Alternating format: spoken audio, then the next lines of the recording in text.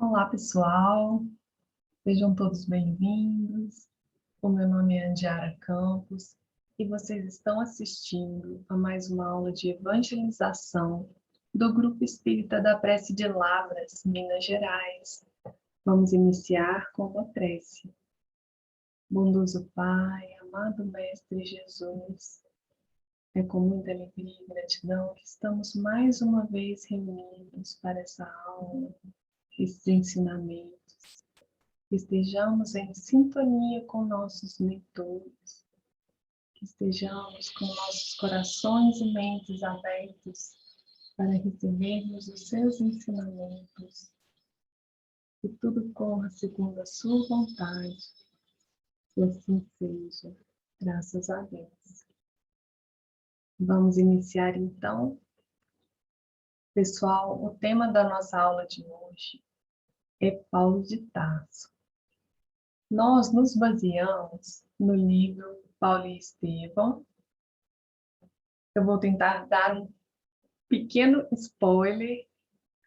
Esse livro foi psicografado por Chico Xavier, ditado pelo Espírito Emmanuel, e eu sugiro que vocês leiam o livro, conta a história do Paulo, e ele é simplesmente maravilhoso. Vamos começar.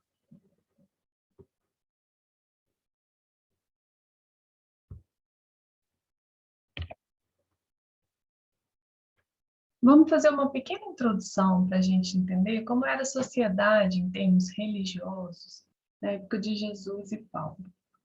O povo da época de Jesus, em termos religiosos, era hebreu e eles professavam a religião que era o judaísmo. Dentro do judaísmo existiam os fariseus, que eram doutores da lei, julgadores, legisladores, intérpretes da lei. Existiam os saduceus, que também eram doutores da lei, mas que tinham algumas interpretações diferentes dos fariseus. Existiam os publicanos, que eram judeus cobradores de impostos para o Império Romano, porque o Império Romano dominava aquela região naquela época, e quem não era hebreu, judeu, era chamado de gentio, eram os povos gentios. Então, quando Jesus morreu, desencarnou, Paulo tinha em torno de 20 e poucos anos. Paulo era então hebreu, judeu. Ele tinha também a cidadania romana. Ele era um estudioso da lei de Moisés. Ele era discípulo de Gamaliel, que era um membro do Sinédrio, e o Sinédrio era o alto escalão do judaísmo, da religião judaica. Paulo era letrado, ele se destacava na oratória, ele sabia falar muito bem. E ele estava sendo preparado por Gamaliel para se tornar um doutor da lei, ou seja, um fariseu.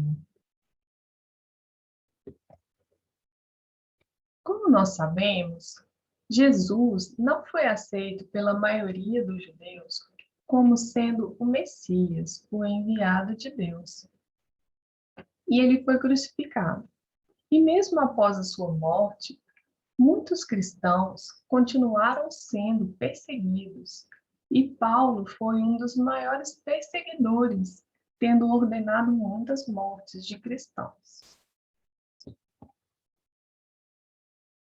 E como se deu a conversão de Paulo?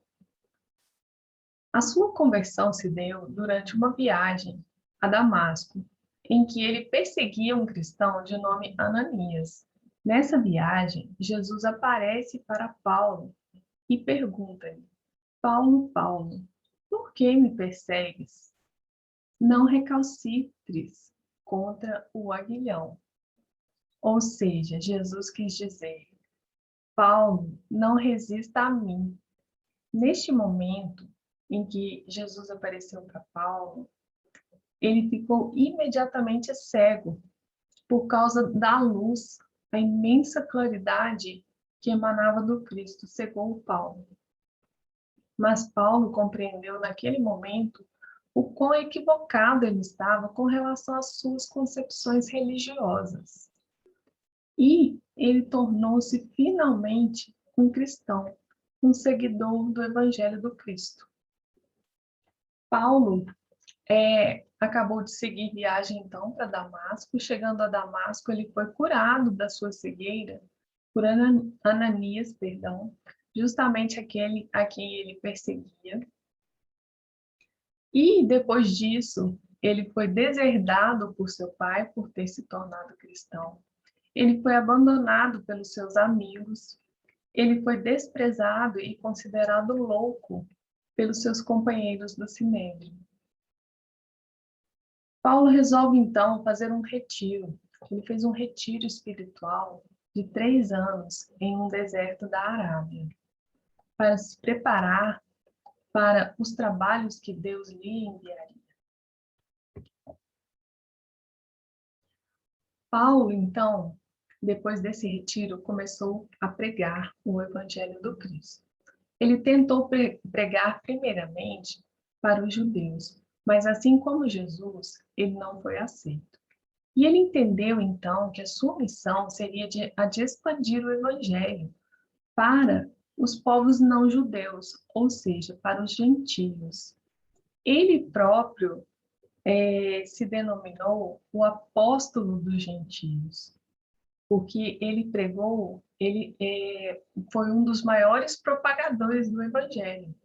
Ele pregou para todos aqueles que não eram judeus. E Paulo resolveu fazer viagens para isso. Ele ia viajando de cidade em cidade, ele fez 4 grandes viagens, e ele ia passando de cidade em cidade, pregando o Evangelho, passando os ensinamentos do Cristo e fundando igrejas. E daí ele seguia para a próxima cidade. Mas, nas cidades onde ele já havia passado, ele deixava ali trabalhadores, pessoas que ficavam responsáveis, né, por seguir e dar andamento aos trabalhos. E iam surgindo dúvidas, questões a serem resolvidas. E Paulo se viu na necessidade de retornar a essas cidades para sanar essas dúvidas, mas ele não tinha condições de fazer isso, porque ele precisava continuar propagando o Evangelho. Foi aí que surgiu a ideia de escrever cartas. São as famosas cartas de Paulo, em que ele escrevia para as cidades onde ele já havia passado, sanando as dúvidas, resolvendo as questões pendentes. Eu sugiro a vocês que leiam a carta de Paulo aos Coríntios, que é uma carta que ele escreveu em que ele estava realmente muito inspirado. Essa carta é maravilhosa. E para encerrar o nosso estudo de hoje, nós vamos terminar, né, dizendo que Paulo encerrou os seus trabalhos com a sua morte. Ele foi preso e morto por decapitação pelos romanos. E o que fica para nós aqui é a lição e a inspiração da vida de Paulo, que ao mesmo tempo em que ele foi perseguidor dos cristãos, né, ele que estava errando tanto nas suas concepções, ele passou de um extremo ao outro e passou a ser um dos maiores propagadores do Evangelho. Isso fica de lição para nós, né? Que por mais que nós erremos, Deus sempre nos dá uma outra chance e que nós possamos então aproveitar enquanto encarnados, aproveitar a nossa encarnação para cumprir com os nossos deveres de cristãos. E que assim seja. Vamos encerrar com a nossa prece. Bondoso Pai, é com muita alegria e gratidão a Paulo que encerramos essa aula tão inspiradora, que ele possa continuar a nos inspirar nossas vidas com seus exemplos de abnegação, de fé, de força de vontade, de bondade e de firmeza de propósitos na mudança em que fez em sua vida. Que nós possamos nos inspirar e fazer também de nossas vidas